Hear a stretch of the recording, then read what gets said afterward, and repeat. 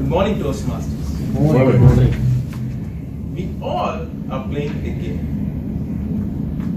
A game of love, a game of life, or a game of work.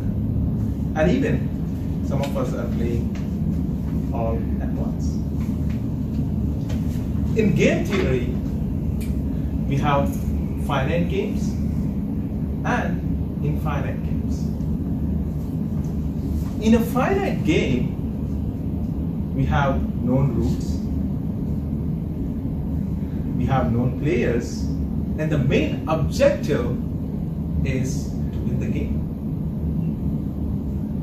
How many of you here like baseball? Any of you? Okay, let's take example of a baseball.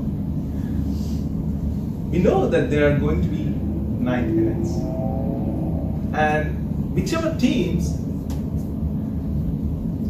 has the most runs out of those 9 innings is declared a winner. You never see someone coming up and saying, wait, if we play 3 more innings, I know we can come back and win the game. Did it ever happen? No. Because it's a finite game and there are known rules and there is one winner.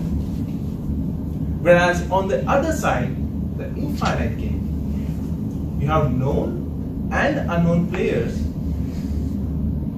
There are known and unknown rules, and the main objective of an infinite game is to keep playing until you need to keep playing and perpetuate the game. For example, the Cold War. There are no winners and losers. They keep fighting, and until they have all the resources, and you see new players taking place of the players who lost, and you see it perpetuates. That's an infinite game. When you have a finite player versus an infinite player, you have no problem. For example, baseball, right? When we have an infinite player versus an infinite player, again we have no issue. But the problem arises when you play a finite player versus an infinite player, isn't it? The finite player is always trying to win the game, whereas an infinite player is trying to survive. That's his goal. For example, the Soviet Union and Afghanistan. These are playing to win, whereas the other people are playing to survive. Now, let's take the same analogy and think about the business side. The business pre-existed before every company in the world, and it will outlast every company that existed, isn't it? We hear companies saying, we want to be number 1. Based on what? Is it revenue? Is it market share? Or what are the guidelines or the metrics that we all agreed on? And sometimes we hear companies saying, we wanted to beat the competition. Who is that? Based on what?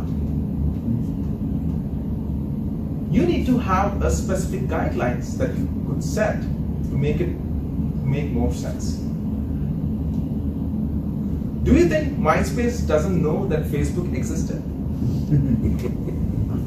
They were always trying to think about Friendster.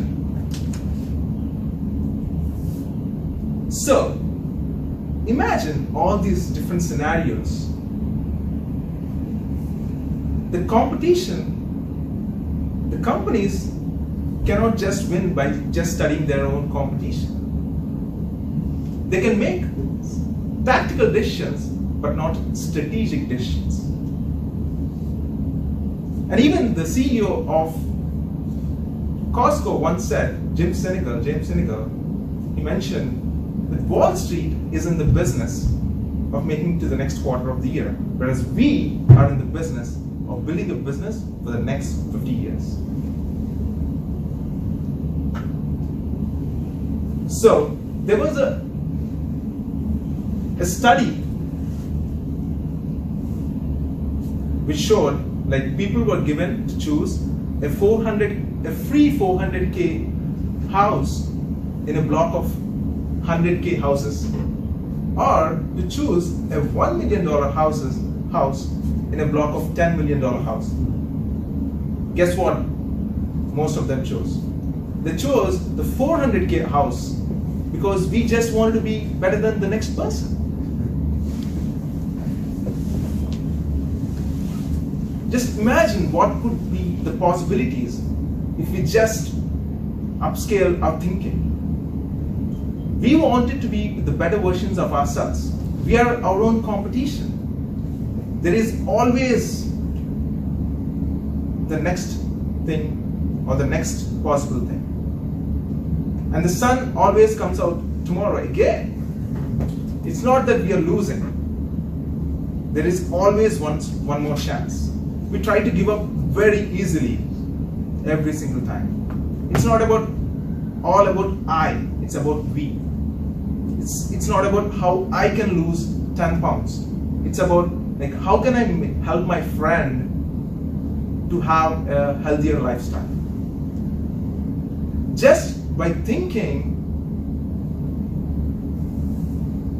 and our thought process can actually change and help us to look at a broader perspective and see the world in a different way. That could help us to become a better version of ourselves.